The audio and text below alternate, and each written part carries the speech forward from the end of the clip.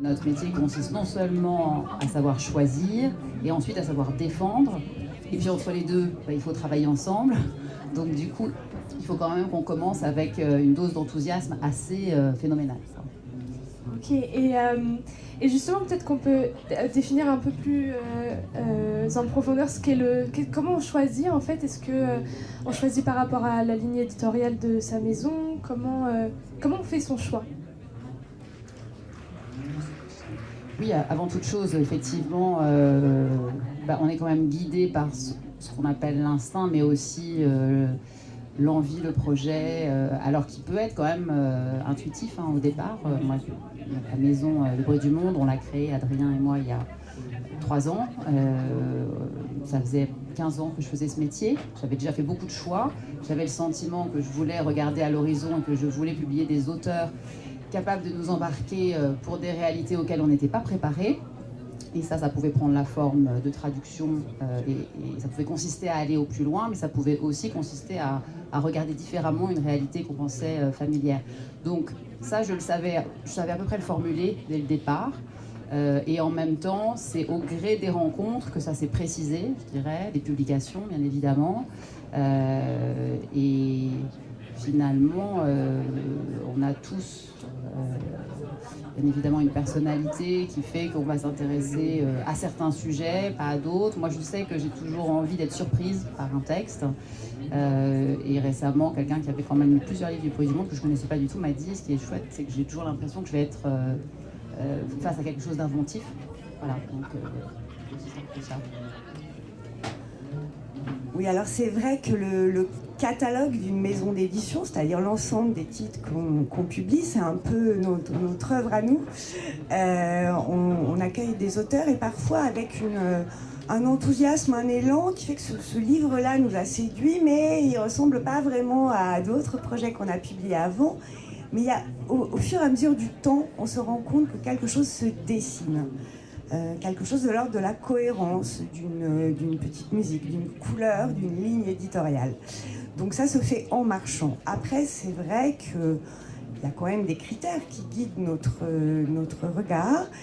Et en premier lieu, moi, je cite toujours la langue, l'écriture, le style, parce que si ça n'est pas là, s'il n'y a pas quelque chose de l'ordre du singulier, du travaillé, d'une finesse dans la langue, c'est qu'il n'y a pas d'auteur au bout de ce projet. Et donc, ça, j'écarte d'emblée. On ne peut pas inventer une langue, on ne peut pas inventer un ton à la place d'un auteur, ça lui appartient. Donc en un, c'est ce que je cherche. En deux, j'aime par goût, et Lola Nicole qui m'accompagne aux Avrils, nous sommes deux aux Avrils, on en reparlera sans doute après aussi. Lola Nicole et moi, on aime aussi que la littérature ouvre notre regard sur le monde dans lequel on vit. Alors ça ne veut pas dire que des textes qui traitent de sujets de société. Les sujets de société, on peut apprendre des choses sur eux en lisant le journal, en regardant la télévision, en écoutant la radio. La littérature, c'est une autre manière de regarder, mais on aime qu'il y ait un ancrage quand même dans le monde dans lequel on vit, à travers un propos, un regard, un sujet. Et en trois, évidemment, on aime aussi être embarqué dans une histoire et qu'on nous prenne la main et qu'on nous entraîne et qu'on se projette derrière. Ça peut être un personnage, ça peut être une intrigue, mais ça peut être aussi tout simplement le regard d'un auteur dans sa mécanique pour nous emmener au bout de son texte. D'accord. Et justement, j'ai peut-être envie d'embrayer sur vos travails de collaboration, vu que vous travaillez toutes les deux en duo, avec Lola, Nicole et Adrien qui est là aussi. Comment du coup ces choix se dessinent à deux? Est-ce qu'on est complémentaires? Est-ce que justement c'est plutôt diversifié? Comment c'est de travailler à deux? Bon, c'est génial. C'est génial quand c'est un choix. C'est une vraie rencontre. Moi, j'ai été éditrice aussi avant dans d'autres maisons et j'ai rencontré Lola Nicole qui a 20 ans de moins que moi dans le cadre de son apprentissage. Et c'est vrai qu'assez rapidement, il y avait une connexion sur les textes, un goût commun, un socle commun, même si nos références évidemment étaient très différentes par notre différence d'âge. Et on s'est jamais perdu de vue. Elle a travaillé, elle, ensuite dans notre maison, mais on avait cette envie de retravailler ensemble parce qu'il y avait cette idée commune de porter les auteurs, de s'engager derrière les auteurs dans un espace qu'on pourrait maîtriser, qu'on pourrait façonner comme on le souhaite. Alors comment ça se... En pratique, les textes arrivent par 3 canaux aux Avril. En volume, le plus important sont les manuscrits envoyés spontanément à la maison d'édition. Ensuite, il y a on travaille avec des agents, des intermédiaires, des apporteurs de projets, et on travaille aussi avec notre réseau. Qu'est-ce que c'est le réseau? Ça peut être un auteur qui nous parle d'un autre auteur. Ça peut être, c'est un écosystème, l'édition, donc au gré des rencontres, il y a des projets qui arrivent comme ça. Donc les projets nous arrivent, soit sur nos 2 boîtes mail, soit à l'une ou à l'autre. On les examine, on lit, on défriche. Et quand il y a quelque chose qui retient notre attention, on en parle à l'autre. La décision de publier se prend à 2. Il faut qu'on soit complètement emballés toutes les 2. Parfois, le regard de l'autre, là où c'est aussi assez intéressant, c'est parfois il y a une petite hésitation. C'est-à-dire qu'on a adoré un univers, une langue, mais ça pêche un peu peut-être par certains aspects. On est trop loin d'un livre abouti, c'est un embryon de quelque chose. On a été porté parce que l'idée était très originale, mais au bout, bon. Et l'autre est toujours là pour dire c'est un peu mince. Et quand l'enthousiasme est là à 2, franchement, c'est que c'est bien parti. Et vous, Marie-Pierre? Alors nous, c'est très différent puisque on se répartit le travail de la manière suivante. Donc on a tous les 2 travaillé pendant presque 20 ans dans l'édition. Adrien a des responsabilités commerciales et avant ça, il a été libraire. Et moi, j'ai travaillé dans l'édition pendant 7 ans chez Stock et 8 ans aux éditions Gallimard, où je m'occupais de littérature étrangère. Donc je choisissais des auteurs étrangers. Et quand, au bout de 20 ans, l'opportunité nous a été offerte de créer une maison, on a eu envie de le faire ensemble pour la simple et bonne raison que justement, dans un dialogue direct à 2, on pouvait espérer se mettre d'accord sur l'endroit où on avait envie d'amener chaque auteur. C'est-à-dire que, et d'abord de publier aussi, j'ai oublié de le dire quand même, peu. C'est-à-dire, comme Sandrine et Lola, autour d'une douzaine de livres par an. Et après, voilà, moi je venais de maisons donc, assez institutionnelles, on publie beaucoup de livres, il y a aussi des équipes formidables pour s'en occuper, mais du coup, la discussion autour de tout ça est plus nébuleuse, je dirais.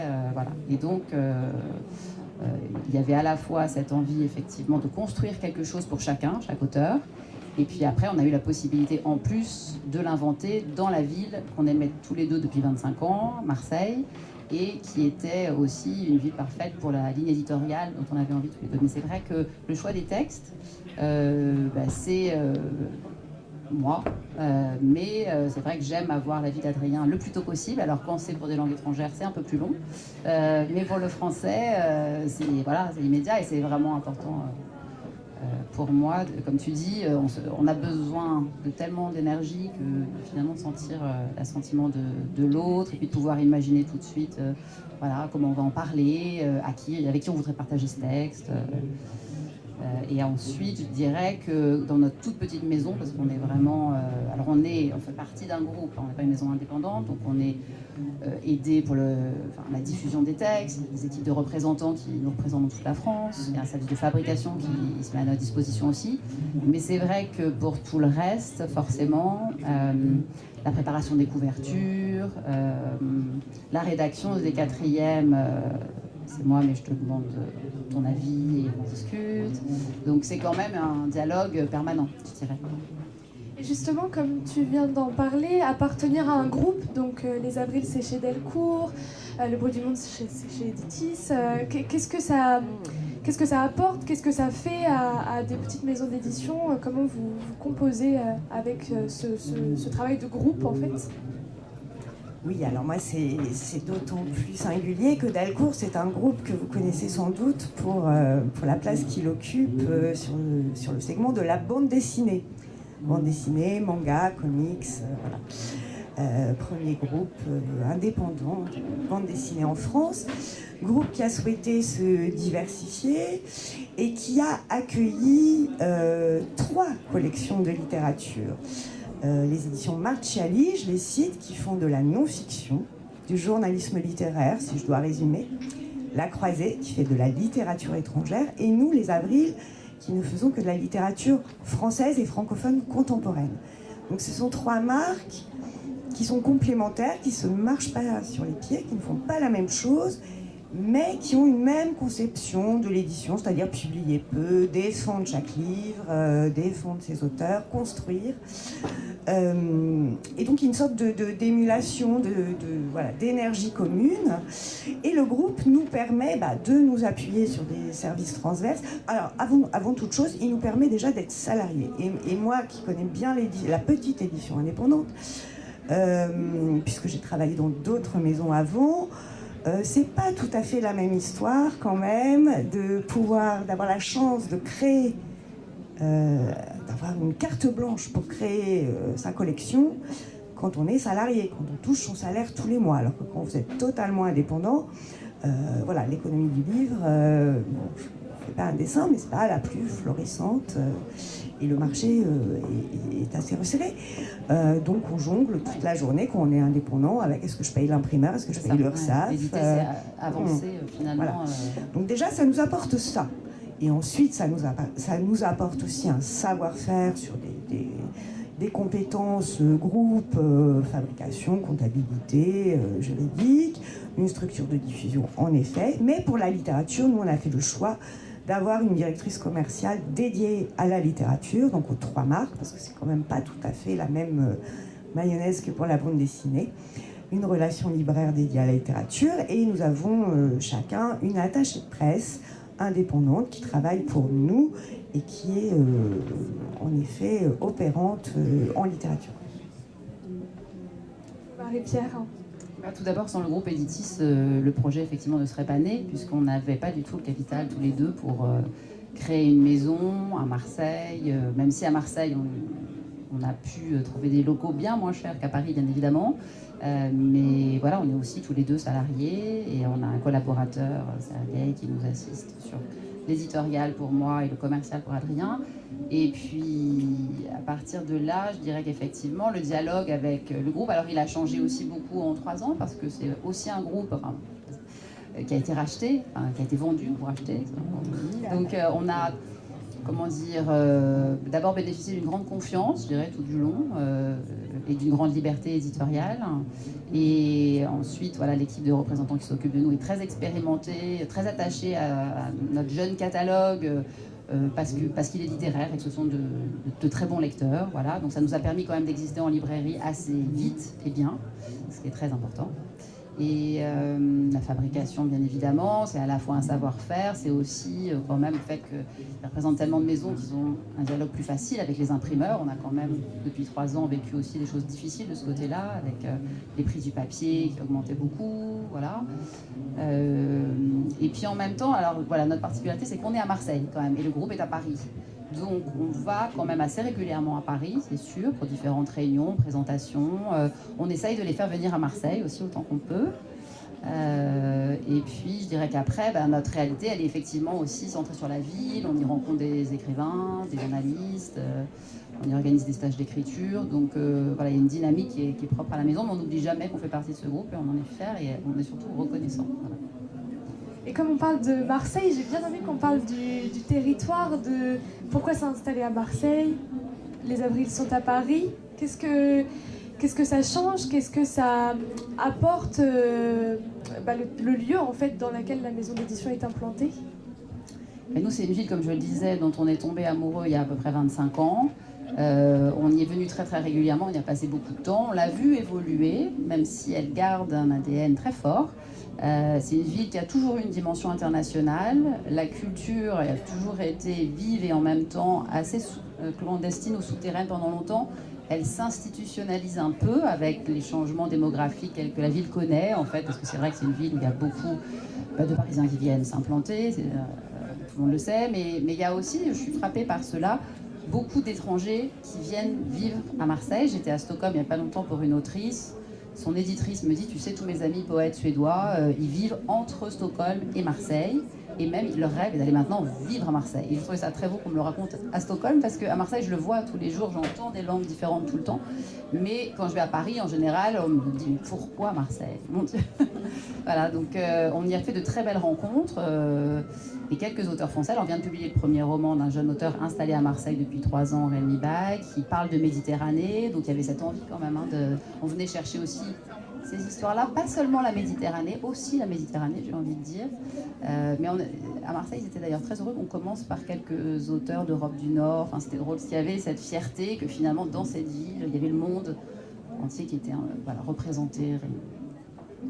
Et peut-être aussi, ce qu'on venait chercher quand même, c'est une ville de la transgression où les gens, comment dire, ont moins peur de créer quelque chose. D'abord, tout coûte moins cher, donc c'est plus facile d'avoir un studio pour un artiste, et ça se ressent en fait. Dès qu'on arrive à Marseille, et surtout quand on est en centre-ville, on voit bien que la population est beaucoup plus jeune qu'à Paris, il y a un dynamisme artistique. On avait envie de profiter de tout ça, et ça, l'intérêt s'est confirmé au fil du temps. Oui, alors moi c'est assez simple, la question s'est pas posée, c'est-à-dire que nos vies sont à Paris, nos familles sont à Paris, voilà. En revanche, au quotidien, c'est vrai qu'il y a, je trouve quand même du coup une facilité de prise de contact, tout simplement avec des rédactions, des journalistes qui sont pour l'essentiel à Paris, des institutions. Voilà. Donc il y a quand même une fluidité dans la relation avec différents maillons de la chaîne du livre. Mais après, le travail de terrain, vous voyez, je suis là aujourd'hui, ma collègue est à Lyon, on bouge tout le temps, on accompagne nos auteurs, on est toujours extrêmement saisi de la vitalité de la librairie en France, du maillage des bibliothèques en France, du nombre de festivals de qualité qui existent partout sur le territoire et qui sont des lieux aussi de rencontres, d'échanges. Donc on bouge énormément. Et puis en termes de diversité des profils des auteurs et des autrices qu'on accueille, on a vraiment très à cœur de ne pas publier que des Parisiens. Donc voilà. Et maintenant qu'on a parlé de l'endroit où étaient vos maisons, est-ce qu'on peut un peu en parler en détail? Pourquoi créer une maison d'édition aujourd'hui? Pour quelle nouvelle littérature?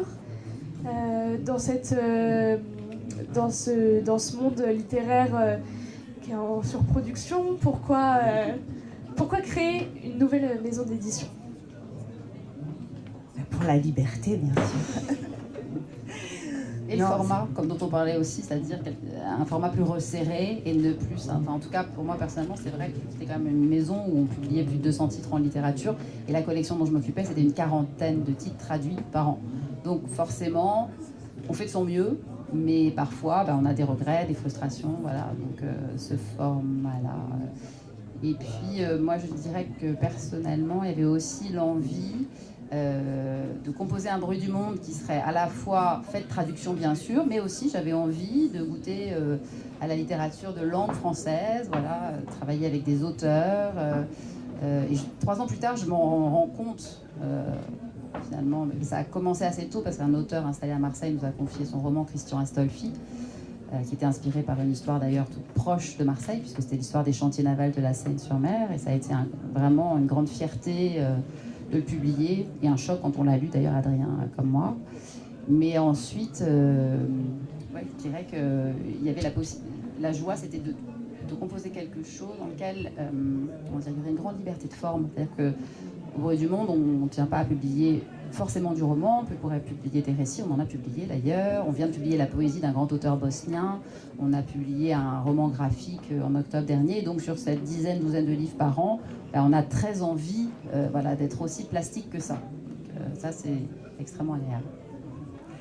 Oui, et nous, quand on a créé Les Avrils, on avait pas du tout envie de dire on va révolutionner quelque chose, ou on va créer une école de pensée. Voilà, c'est pas du tout ça. Au contraire, on est assez admirative et on regarde la lignée dans laquelle on s'inscrit. Il y a de très grands éditeurs de littérature française qu'on admire beaucoup. Il y a des maisons merveilleuses, certaines très anciennes, d'autres plus récentes, dont on salue le travail. Donc nous, on s'inscrit quand même dans une filiation. Et d'ailleurs, les couvertures, vous verrez, il y a des jaquettes, mais en dessous, il y a quand même cette volonté de montrer qu'on s'inscrit dans une certaine littérature française. On appelle ça une blanche, c'est-à-dire typographie, titre, nom d'auteur, éditeur, et beaucoup de sobriété. On a rajouté des bandeaux pour donner un petit indice sur la coloration du livre. Mais bon, c'est quelque chose qui est toujours présent un peu comme ça, quand même, au-dessus de nos têtes. On s'inscrit dans quelque chose, dans une histoire de l'édition. Après, il y avait quand même l'envie de pimper un peu les choses et de faire quelque chose d'enthousiasmant et de montrer que la littérature, elle est vivante, elle bouge. On ne publie pas toujours le même type de texte, le même type de langue, les mêmes profils d'auteurs, que ce soit leur âge, leur provenance, leur manière d'écrire, les sujets, du romanesque pur et dur, des choses beaucoup plus fragmentaires, du récit littéraire. Et cette liberté-là, elle est très précieuse. C'est intéressant ce que tu disais sur les couvertures typographiques que vous avez dès le début, que je trouve magnifiques. Nous, c'est vrai que pour la couverture, finalement, on a travaillé un peu différemment. D'abord, on a approché un graphiste marseillais à qui on a présenté notre projet. Et c'est vrai qu'il y avait un point aussi qui nous tenait beaucoup à cœur, qui était de publier effectivement une littérature singulière et exigeante, mais de ne pas, intimider le lecteur. Ça, je pense que c'était aussi quand même les deux individus que nous sommes qui quittions Paris pour aller à Marseille, il faut bien le dire, on avait quand même envie de se désolidariser d'une forme de snobisme, voilà, à laquelle on a participé très sincèrement. Donc, mais en même temps, voilà, de trouver une façon de donner aussi le dynamisme de ce bruit du monde. Et donc, Jean-Paul Dalif, notre graphiste, a eu cette idée formidable des 3 caisses de résonance. Et puis, nous a offert cet espace aussi pour l'illustration. C'est-à-dire que du coup, on a pu se dire, on va choisir à chaque fois un illustrateur. Il y aura des collaborations récurrentes, mais en tout cas, pour chaque livre, on va réfléchir aux détails qui nous paraissent importants et la couleur. Voilà. Il nous a tout de suite offert la couleur, en fait. Et ça, les couleurs, je devrais dire, parce que ça repose forcément sur des alliances.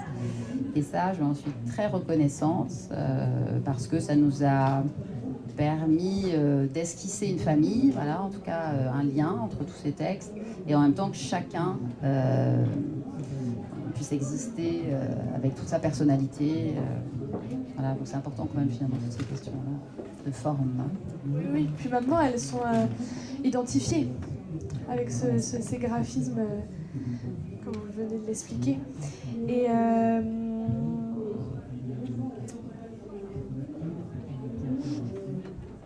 Et justement au catalogue, est-ce qu'on peut un peu parler des livres, de la ligne éditoriale en fait? Qu'est-ce qui est publié au Bruit du Monde? Qu'est-ce qui est publié chez les Avril? Est-ce qu'on peut un peu parler de tout ça?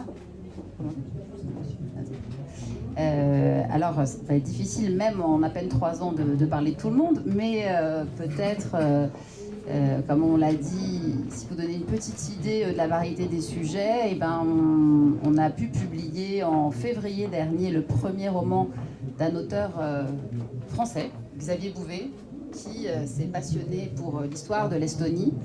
Alors, cet homme ne savait pas qu'il y a 15 ans, j'ai publié le roman d'une autrice finlandaise qui s'appelle Sophie Oksanen, et vous avez peut-être lu son merveilleux Purge, un grand livre sur l'occupation soviétique en Estonie. Donc j'ai cru au départ que voilà, c'était pour ça qu'il faisait appel à moi. En fait, pas du tout. Il suivait la recommandation d'une libraire de Marseille, qui rend hommage. Et là, j'ai compris qu'il avait déniché un épisode de septembre 44 terriblement fascinant et totalement inconnu en Estonie même. Enfin, voilà, en tout cas, il n'y avait aucun livre sur le sujet, à savoir quelques Estoniens qui ont cru possible en septembre 44 de rebâtir l'indépendance de leur pays, tandis que les Allemands fuyaient après les avoir occupés depuis 41, et alors que les Soviétiques étaient à leur porte. Et à partir de là, il a composé une machine romanesque remarquable, avec en même temps un sens du détail, une façon d'approcher les différents personnages, voilà, très sensible et poétique. Il y a d'ailleurs une poétesse qui joue un rôle important dans ce roman. Et du coup, il est assez emblématique pour moi parce que il me démontre qu'un auteur français peut effectivement aller chercher très loin son sujet d'inspiration. Ça faisait 10 ans voilà, qu'il entretenait cette relation passionnée avec ce pays. Aujourd'hui, il vit à Tallinn. Et après, le travail a été voilà, assez merveilleux depuis un an. Mais quand on a commencé, comme je le disais, il y avait aussi la possibilité d'accueillir un auteur comme Christian Astolfi qui choisissait un sujet très proche de Marseille, mais qui finalement nous perd. Donc l'histoire des chantiers navals de la Seine-sur-Mer, qui pendant des décennies ont construit ces grands bateaux, et puis dans les années 80, il a semblé que les coûts de production étaient trop importants, qu'il valait mieux délocaliser la production, et donc sur une dizaine d'années, ces chantiers ont fermé. Et Christian a raconté tout cela à hauteur d'être humain, une voix assez inoubliable, et beaucoup de nuances surtout. Voilà. Et pour moi, c'est quelque chose d'assez important qui traverse tout le catalogue, c'est-à-dire, comme tu disais, Sandrine, qu'un auteur soit capable finalement de nous permettre d'appréhender le monde différemment, voilà, de nous faire entrevoir des nuances dont on n'avait pas conscience. Donc ça peut, le bruit du monde peut consister à aller très loin, comme au contraire, effectivement, de reconsidérer notre environnement. Alors, nous, on aime bien la découverte. Il y a une forte proportion de primo-romanciers ou primo-romancières aux Avrils, mais pas seulement. Il y a aussi des auteurs très confirmés qui nous accordent leur confiance, et ça, c'est... Merci. Je vais dire un mot de Orchidéiste de Vidia Narine, d'abord parce qu'elle est juste à côté, elle est en débat dans la salle d'à côté pour présenter son livre, mais aussi parce que je trouve ça assez intéressant pour rentrer dans la ligne éditoriale. Vidia, c'est une jeune femme qui se dédie entièrement à l'écriture et à la littérature. Elle dirige une revue d'éco-poétique qui s'appelle Sève, c'est-à-dire que c'est une revue de création littéraire, de tout court texte, autour du vivant, du rapport à la nature. C'est quelqu'un qui vient de la poésie. Et son premier roman raconte l'histoire d'un fleuriste spécialisé dans les orchidées, des orchidées assez rares, qui commence à se rendre compte qu'il en a un peu marre de ce travail, qui l'a passionné. Il connaît tout des orchidées, et c'est une fleur qui le bouleverse toujours, mais son quotidien de fleuriste est extrêmement pesant, et surtout il se rend compte que le poids de l'histoire de l'orchidée commence à lui poser question. C'est-à-dire que l'orchidée, et on va le découvrir dans le texte, c'est une fleur qui est préhistorique et qui, de manière très naturelle, poussait sur les canopées. Au moment de la colonisation, ces fleurs ont été découvertes, puis ramenées en Europe, essentiellement dans les grandes familles bourgeoises. Et l'engouement pour cette fleur fait qu'aujourd'hui, on se retrouve avec, vous savez, ces petites orchidées blanches en pot qu'on voit sur les caisses de certaines chaînes qu'on voit dans les vitrines. Elles sont toutes pareilles. Elles poussent dans les pots en plastique, sous serre, par milliers en Hollande. On est très très loin de l'histoire de cette fleur tropicale absolument incroyable. Donc ce fleuriste revisite l'histoire de l'orchidée tropicale en se posant des questions sur notre rapport au vivant. Lui-même a une histoire compliquée à titre personnel qui lui demande de redescendre aussi toutes les racines abîmées de sa famille. Et ce qui nous a complètement frappé dans ce texte et dans le profil de Vidia, c'était cette cohérence dans son travail, aussi bien autour de la revue que dans ce texte, que dans ses poésies, que dans un projet qu'elle est en train de finaliser. Voilà, c'est quelqu'un qui sait où elle va, elle sait quelle place elle a envie d'occuper en littérature. Ça, c'est quelque chose qui nous bouleverse toujours.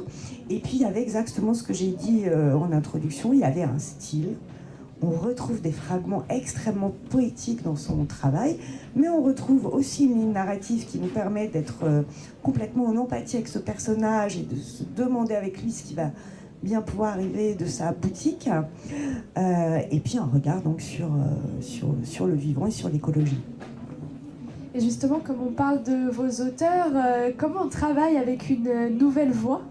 Comment on travaille avec un auteur, en fait, quand on est éditrice? Alors, nouvelle voix ou 5e roman, on travaille.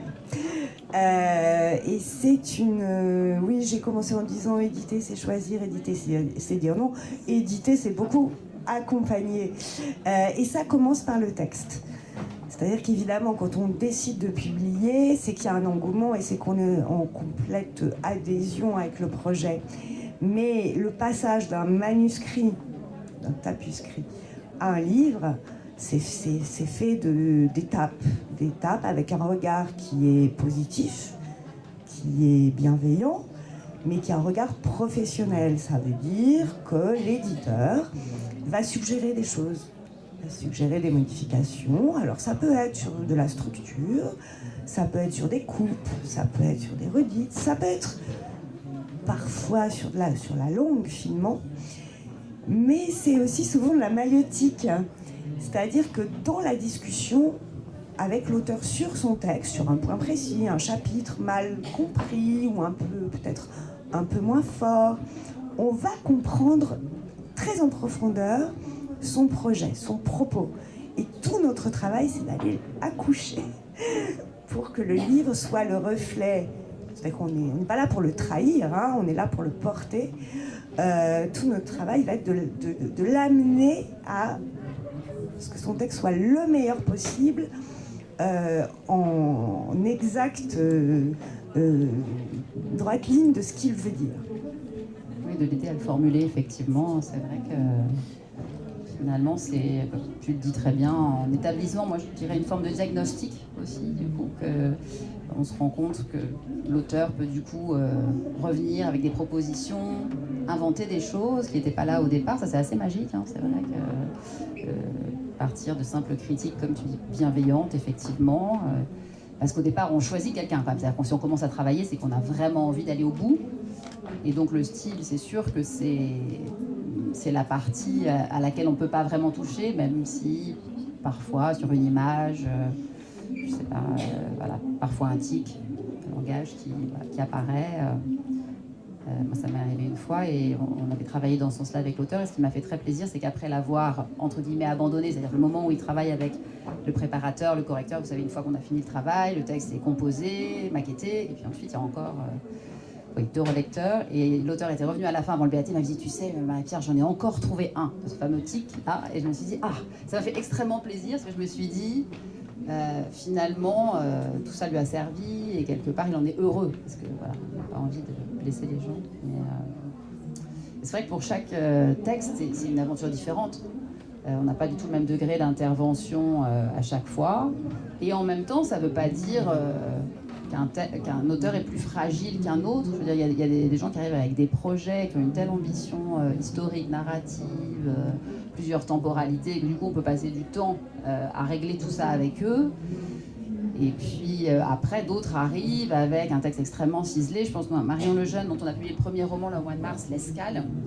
Moi, quand j'ai commencé la lecture de ce livre, d'abord, j'ai été complètement immergée dans son univers, qui est celui d'un archipel nordique à la fin du 19e pourtant. Et tout ça tenait à la langue. Et j'ai pensé vraiment à des grands auteurs scandinaves que j'avais pu publier par le passé, Roy Jacobson, et même un plus jeune, Stephenson. Voilà. Et j'ai lu tout le texte et je me suis posé la question, justement, j'étais tellement impressionnée parce que, je disais très bien tout à l'heure, il y avait à la fois l'intensité stylistique, la beauté de la langue, et puis en même temps il y a ces personnages qui d'un coup font irruption, une jeune femme qui est née sur cette île, qui connaît tous les secrets pour finalement survivre là, et donc ça donne lieu vraiment à une grande intensité dramatique. Et en fait, la première lecture, j'avais presque l'impression que je ne servais à rien. Et puis finalement, c'est en relisant que d'un coup, une interrogation, une question de clarté, un endroit, et sans encore une fois pousser l'auteur à tout expliciter, parce qu'on n'est pas là pour ça. Au contraire, on a des auteurs qui nous laissent imaginer des choses et qui ont une grande puissance de suggestion. Et ça a été assez merveilleux de voir ces petites choses qui bougeaient progressivement. Et donc, je peux dire que oui, il y a eu une collaboration, mais c'était arrivé déjà tellement parfait. Ouais, c'est très variable et c'est aussi très variable d'un projet à l'autre. Donc ça, c'est toujours un peu étonnant. Je pense notamment, par exemple, à Suzanne Privat pour Toxique, qui est un texte qui paraît cette semaine. C'est son 2e opus. Et Suzanne, elle, son truc, c'est le roman documentaire. C'est le roman à facettes documentaire sur un sujet de société. Le premier s'appelait La famille itinéraire d'un secret.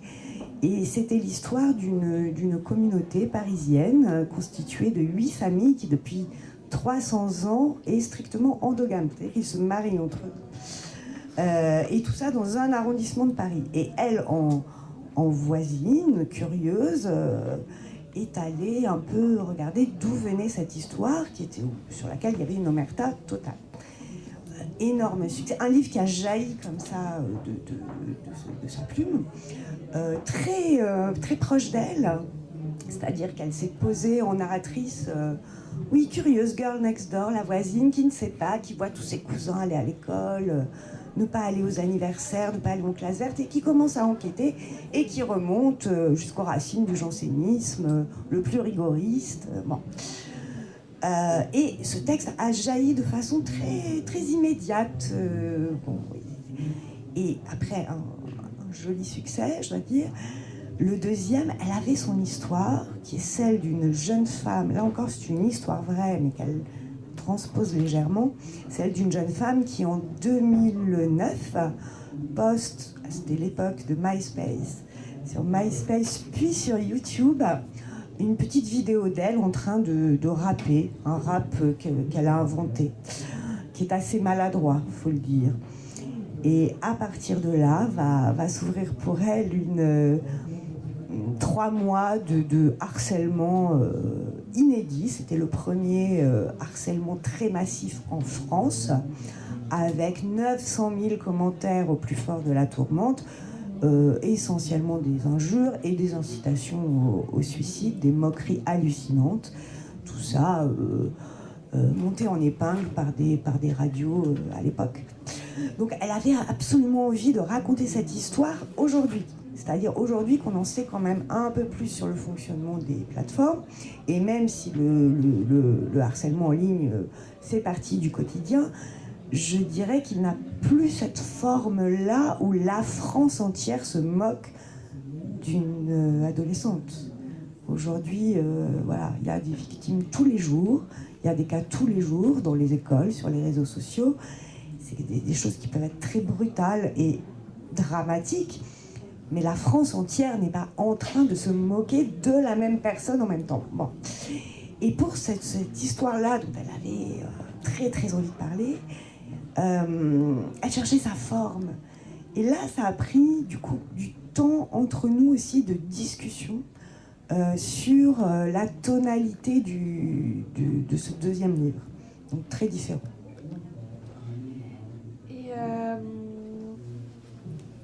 Et justement, j'ai perdu ma question. Mais justement, ce travail en fait, c'est de l'accompagnement, c'est de la discussion avec les auteurs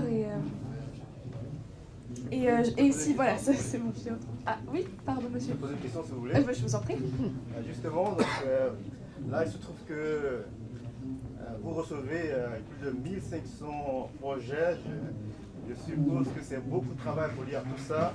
Pour les auteurs, comment font-ils? Est-ce que vous préférez qu'ils vous les envoient par courrier, ce qui est quand même pas très écologique, pas très économique, ou alors par mail? En supposons par mail, vous en recevez beaucoup plus encore, c'est plus facile à faire. Alors, qu'est-ce que vous préférez? Oui, on en parlait tout à l'heure avec Marie-Pierre. Nous, on a choisi d'emblée de n'accueillir que du dématérialisé. On ne reçoit pas de manuscrits papier pour les raisons que vous venez de donner. C'est pas très écologique et ça coûte très cher pour les auteurs. Donc, sur notre site internet, il y a un onglet manuscrit qui explique la procédure à suivre pour nous envoyer le texte, et qui explique aussi, je dois l'avouer, qu'en l'absence de réponse sous 2 mois, c'est un refus. Parce qu'on ne peut pas passer notre temps à expliquer aux gens qu'on refuse leur texte. Ça veut dire que sinon on n'aurait plus de temps de travail pour les auteurs qu'on accompagne. Et en vous écoutant parler de ce travail chirurgical en fait d'éditrice, je me pose aussi la question de la concurrence et des plateformes numériques de l'auto-édition. Est-ce que le lecteur est aussi éditeur en fait de son texte? Est-ce qu'il faut, on peut appeler une ouverture d'esprit pour publier son texte? Est-ce qu'un auteur peut le faire tout seul ou... Oh, je vous ai posé une colle. Non, bah, c'est vrai que ça peut être très tentant pour des auteurs qui sont allés toquer à je ne sais combien de portes, sans vraiment savoir qui est l'éditeur chez Flammarion, au Seuil, ou je sais pas, il connaît pas le nom des gens, il essaye, il envoie, ça ne marche pas, il n'a pas de réponse. Bon. Donc ça peut être très tentant de se dire je me tourne vers une plateforme d'auto-édition. Ma foi, pourquoi pas. Après, on a parlé du travail sur le texte, cela n'est pas fait dans ces plateformes. C'est-à-dire que l'auteur qui a été déjà tout seul pour écrire se retrouve tout seul pour écrire son petit résumé, il n'y a pas de correction, on n'est pas du tout dans le même rapport professionnel aux choses. Et puis là, on a beaucoup parlé du texte, mais je pense que tu auras aussi envie de rebondir sur la partie d'accompagnement post-accouchement, je dirais, c'est-à-dire l'accompagnement commercial, médiatique et sur le long terme. Bien sûr, qui n'est pas fait sur les plateformes d'auto-édition. Oui, il n'y a aucun auteur qui rencontre son lectorat finalement sans qu'un collectif se soit mis en place autour de lui, à l'intérieur de la maison déjà, et puis ensuite avec les partenaires dont on a parlé, les libraires, les journalistes. C'est pas simple pour un auteur de parler de son texte, donc c'est sûr que dans une situation comme celle-là, forcément, le risque est quand même d'échec, quoi. Pour répondre à votre question, pour l'instant, on a fait le choix d'accepter à la fois les manuscrits par Internet, à une adresse contact, @monde.com, et puis en papier. Et on reçoit quand même beaucoup moins de papier qu'avant, et énormément de sollicitations par mail. Donc je dirais que la lettre d'accompagnement, le message qui accompagne le texte est quand même crucial, parce que finalement, il est rare qu'un manuscrit soit écrit...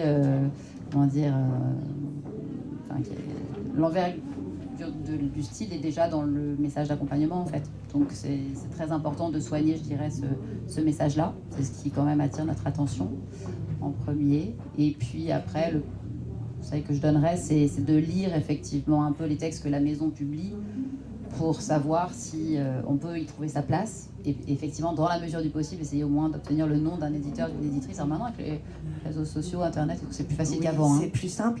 Et puis, le conseil qu'on aime bien donner aussi, c'est d'aller en librairie, vraiment, en librairie indépendante, et de regarder ce qui se publie, d'essayer de trouver des échos aussi, peut-être, entre certaines maisons d'édition qui sont peut-être plus souvent que d'autres sur vos rayonnages de bibliothèque, pour qu'il y ait quelque chose qui soit naturel et cohérent. Nous, c'est vrai qu'on publie, il y a des genres qu'on ne publie pas. On ne publie pas de polar, même si parfois on peut être à la lisière du noir, mais bon, c'est assez rare. On ne publie pas de théâtre, on ne publie pas de nouvelles, sauf Dominique Fabre le Grand. Bon, c'est évident que si je reçois un cycle d'Heroic Fantasy, j'en publie pas, je vais pas le lire, même si, je vais tout simplement le mettre dans la petite boîte refus automatiquement. Donc vraiment de s'intéresser un minimum à ce que l'éditeur à qui vous vous adressez fait, ça me paraît être la moindre des choses. Et je reprends vos travails d'éditrice vos maisons d'édition en fait, sont toutes les deux tournées vers le monde d'aujourd'hui, le monde contemporain. Que ce soit au Bruit du Monde, on est vraiment face au monde, je trouve. Et chez les Avril aussi, mais aussi sur le point de vue de l'histoire. Je pensais là aux Garçons de la Cité Jardin qui se passe en Alsace. Enfin, voilà, c'est vraiment tourné vers le monde. Et quelle est l'importance d'écrire le monde aujourd'hui et de publier ce monde ? Je parlais justement cette semaine avec une femme passionnante qui est une spécialiste de la Libye contemporaine, qui vient plutôt des sciences politiques, elle, et qui a d'ailleurs fait un peu de diplomatie. Et elle m'a dit depuis quelques années, mais trop peu de temps pour elle, je pense, j'ai compris que finalement, seule la littérature changerait le monde et qu'il fallait que j'arrête finalement de m'investir dans cette diplomatie, dans ce rapport à la puissance politique, mais que je fasse connaître des écrivains. Je trouvais ça merveilleux. Elle était loin de moi, elle était au téléphone, mais j'avais vraiment envie de la serrer dans mes bras. Et finalement, je trouve qu'elle disait beaucoup de choses par cette simple phrase, parce que c'est vrai que là, on parlait de Libye, on va publier un auteur libyen en mai, premier auteur traduit de l'arabe pour notre maison. Et bien finalement, par ce roman, il nous plonge dans cette société-là. Alors à la fois, c'est les années 80, c'est Kadhafi, mais en même temps, c'est avant tout l'histoire d'un homme qui a eu tort de se comporter trop bien avec les femmes. Et donc d'un coup, on pénètre une forme de sociologie. En même temps, il y a toutes les nuances, comme on disait. Donc ça change. Enfin, pour le coup, je crois qu'il y a des études qui prouvent vraiment que la littérature développe l'empathie des gens. Donc oui, ça a beaucoup d'importance d'essayer de partager ça avec le plus grand public possible. Ouais, moi j'aime bien une phrase d'une autrice qu'on publie, qui est Lucille Borde, qui a d'ailleurs été récompensée ici à Laval pour son deuxième roman à l'époque, et qui le dit très bien. Elle dit « La littérature n'assène pas, elle ne démontre rien, elle n'est pas là pour faire la promotion d'une thèse, elle est un miroir tendu, parfois déformant, volontairement déformant, mais elle est un miroir qui joue avec le monde dans lequel on vit, même s'il est parfois très sombre. Oui, ça c'est clair, très sombre. Et les engagements de l'éditeur et l'éditrice en tant que... Enfin, comment on est engagé, comment on défend aussi. C'est quoi les responsabilités quand on a une maison d'édition à soi? D'amener l'auteur, effectivement, d'abord à la bonne réalisation de son projet, c'est-à-dire qu'on s'engage à le relire, à produire l'objet quand même le plus réussi possible. Ça tient à plein de choses, pas simplement l'orthographe, la fabrication, la qualité de l'objet, et puis ensuite l'engagement de tout faire, effectivement, pour capter l'attention des personnes qui sauront l'amener vers les lecteurs. Et puis, ça, finalement, le défi, c'est peut-être de composer quand même. Alors, j'aime pas le mot de famille, parce que je pense que ça, des familles, c'est dangereux, comme tu disais tout à l'heure. Mais finalement, c'est vrai, l'engagement qu'on prend, c'est quand même de composer quelque chose de plus grand qu'eux, entre guillemets, mais dans lequel ils vont se sentir à leur place et en accord quand même avec... Alors, on peut discuter... Et c'est pas politique quand je dis ça, mais finalement, d'être à côté d'autres auteurs dont le traitement des choses sera suffisamment nuancé. En tout cas, moi, c'est un idéal que je me fixe. Et là, on commence à l'entrevoir, nous, au bout de 3 ans. Essayer de donner assez à chacun, pour que personne ne se sente vraiment négligé. Voilà, la difficulté de ça, ça tire du défi. Et puis en même temps, commencer à avoir des discussions s'esquisser entre eux, qui les amèneront peut-être à d'autres projets. Et puis aussi, simplement humainement, dans nos existences, qui donnent du sens, de la force. Moi, je souscris complètement à tout ce que tu viens de dire. C'est exactement ça, l'engagement. Et peut-être aussi plus simplement, c'est de l'accompagner pour grandir. Mais grandir au sens, que ce soit dans son œuvre, dans de nouveaux projets, grandir en termes de visibilité, grandir avec la maison, grandir avec nous. Ça c'est quelque chose qui me porte. Merci beaucoup Marie-Pierre, merci Sandrine. Il reste 5-6 minutes. Est-ce que y aurait-il des questions? Je vous en prie. Oui, donc j'ai écrit un roman. J'ai mis 2 mois à faire le premier jet. J'ai mis 4 ans à en arriver à la conclusion. Donc il est parti d'un stage à l'école des mots à Paris. Il y a eu l'année professionnelle des mots qui m'ont encouragé. Je suis passé par des lecteurs lambda. Je suis passé par une correctrice professionnelle. J'ai décidé je l'ai dicté chez Librinova, parce que comme vous disiez, c'est pas mon métier, je suis psychothérapeute d'enfants.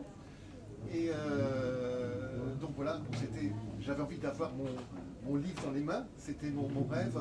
Donc j'ai pris toute la facilité, je suis passé par l'auto-édition, je suis passé par le côté de lecture Librinova, où j'ai des commentaires élogieux. Et donc maintenant, je me dis que c'est aussi l'auto-édition ou Librinova, le passage après qu'ils soient édités, et c'est un petit peu leur discours commercial, c'est on édite chez nous et on va vous mettre en relation avec des maisons d'édition, etc. Oui, alors je peux vous confirmer que de l'autre côté de la barrière, elles font ce travail, puisque très régulièrement, elles proposent des projets pour les éditer. Bon, jusqu'ici, ça, c'est pas encore fait.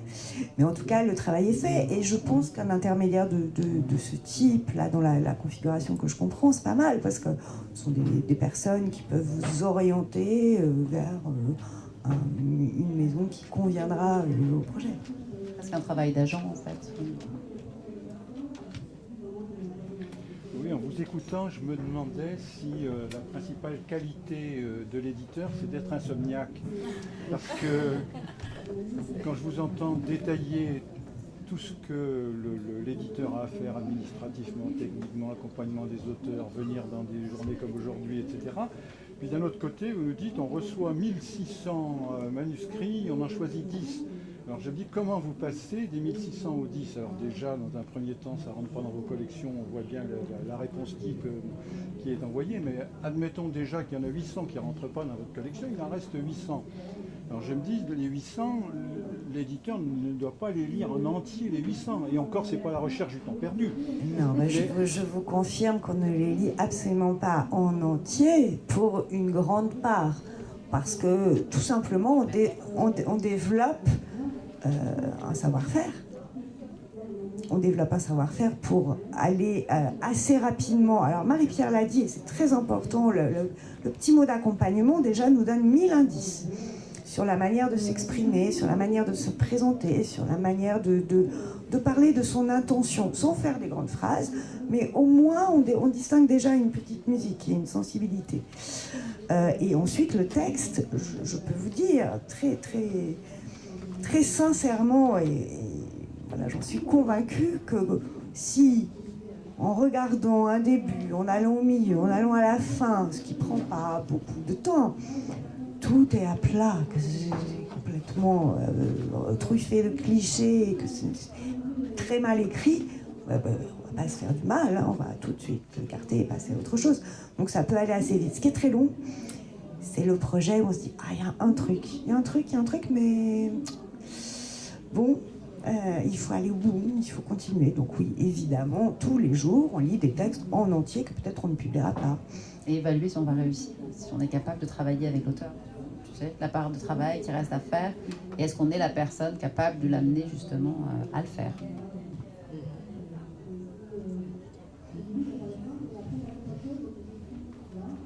Moi, je voulais juste vous dire que je vous trouve passionnante, passionnée, et on vous écoute avec plaisir. Alors, si votre métier, c'est de favoriser l'émergence de nouveaux récits chez d'autres personnes, je trouve que vous-même vous racontez très très bien. Merci Très gentil, beaucoup. merci. Et j'avais une question quand même. Je voulais savoir ce que vous pensez des masters de création littéraire. Est-ce que ça fonctionne? Est-ce que ça change quelque chose dans le paysage de l'écriture? Alors ça change quelque chose incontestablement. Pour ma part, je n'ai encore jamais publié personne qui en venait, mais je connais quelques personnes qui enseignent là, on échange. C'est vrai que pour avoir travaillé beaucoup en littérature américaine, j'ai en revanche beaucoup reçu des manuscrits, parfois un peu formatés effectivement par ces écoles-là. En France, on n'est pas exactement à ce niveau de généralisation. Voilà. Et après, je trouve ça assez intéressant qu'en France, on admette qu'écrire, c'est travailler, et pas simplement le flot du génie qui nous prend une nuit comme ça. Et voilà, ça c'est assez rassurant. Après, justement,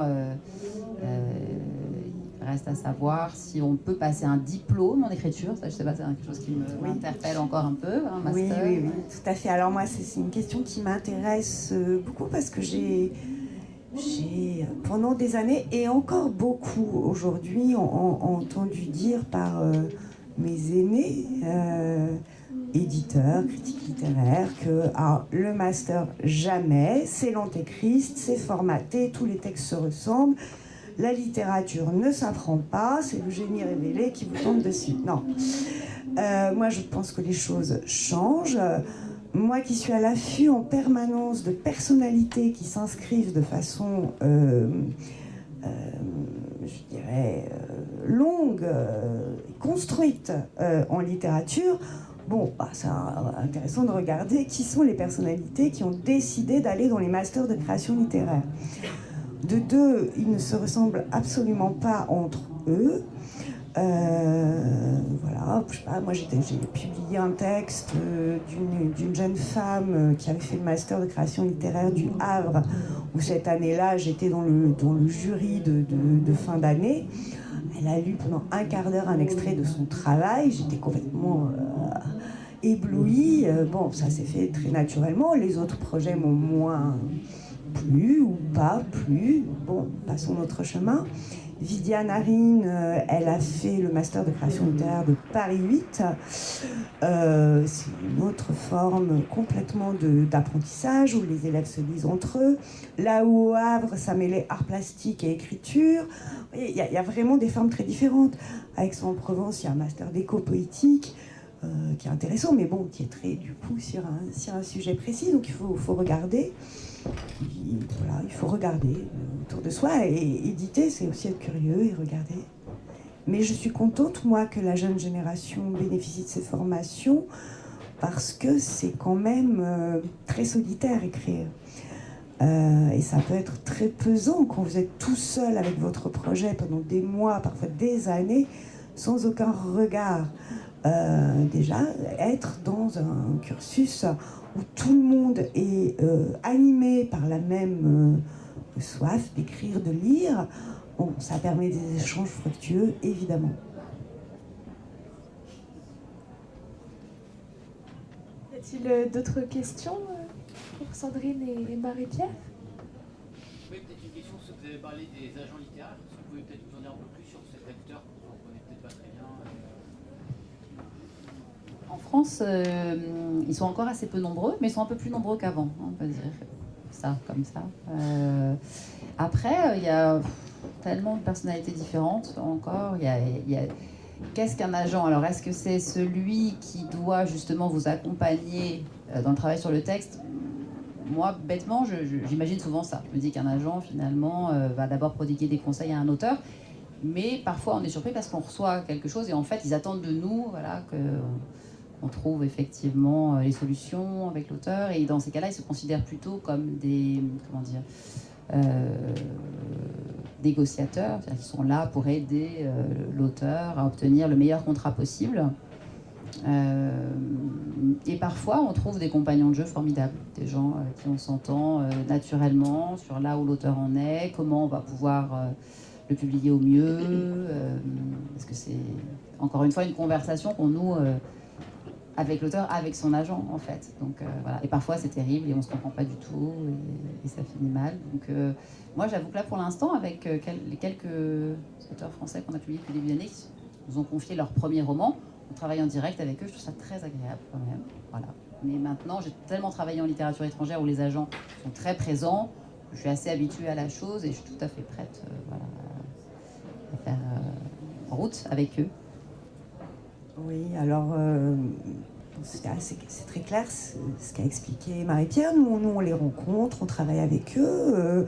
Et il y a tous les cas de figure. Il y a l'agent qui envoie un projet où manifestement il n'a pas grande idée de ce que ce texte peut devenir, de ce qu'il veut faire de l'auteur. Il y a l'agent qui va en effet être arc-bouté sur les questions de contrat et de conditions financières, mais qui n'aura absolument aucun début d'idée de la manière de travailler le texte et de le défendre. Et puis il y a des agents avec qui ça se passe très bien. Mais moi, j'ai une question pour toi. Du coup, je voulais savoir ce que ça te permet, ce que ça t'apporte de publier à la fois du français et de l'étranger.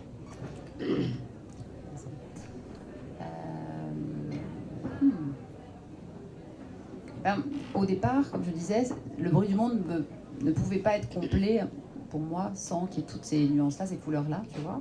Et après, à moi, personnellement, là, c'est vrai que le français finit par prendre quand même beaucoup de place et j'ai hâte de redevenir la simple lectrice aussi que j'étais quand je suis l'éditrice de littérature étrangère. Quelque part, on m'amène le travail de quelqu'un d'autre, en quelque sorte. Il y a un éditeur. Même si pour l'anglais, c'est un peu plus compliqué que ça, parce que maintenant, on reçoit les manuscrits très tôt. Avant, on recevait l'édition américaine d'un livre. Maintenant, on choisit des fois des textes à l'état du manuscrit, et ensuite, il y a un éditeur américain qui va travailler, et le risque, c'est parfois de publier un texte qu'on n'avait pas vraiment choisi. Voilà, donc ça, et cette angoisse-là. Mais du coup, je dirais que ce qui est agréable, c'est de composer entre l'intimité qu'il peut y avoir avec l'auteur français, et vraiment éprouver cette joie dont on parlait tout à l'heure, à savoir on formule nos remarques, nos critiques parfois, et puis la personne revient avec des solutions, on voit le livre éclore et tout, et ça c'est extraordinaire vraiment. On ne le vit pas de la même manière quand on traduit ou fait traduire un texte, mais en même temps, c'est vrai qu'il y a beaucoup plus d'attentes aussi de la part d'un auteur français, donc repasser parfois au compagnonnage avec un auteur étranger, et ben c'est la joie de leur faire une place en France. Ils sont tellement heureux d'être traduits en français. Ils viennent en France, 1 à 2 fois par an. Enfin, c'est un tout autre rapport. Et après, j'aime aussi l'idée de faire connaître des auteurs étrangers, des auteurs français, et vice-versa. Ça, je suis en train de le découvrir. Alors, c'est marrant parce que les anglo-saxons, tu parles d'un premier roman français, tu te demandes un peu quelle attention tu vas pouvoir avoir, parce que eux, ils ont leurs références avec des auteurs comme ça, très assis et tout. Et en fait, je suis très heureuse de trouver beaucoup de curiosité, d'envie et tout. Mais voilà, en tout cas, c'est un défi aussi pour moi, parce qu'il faut que je leur donne envie, en fait. Tu vois, et ça, c'est agréable. C'est intéressant.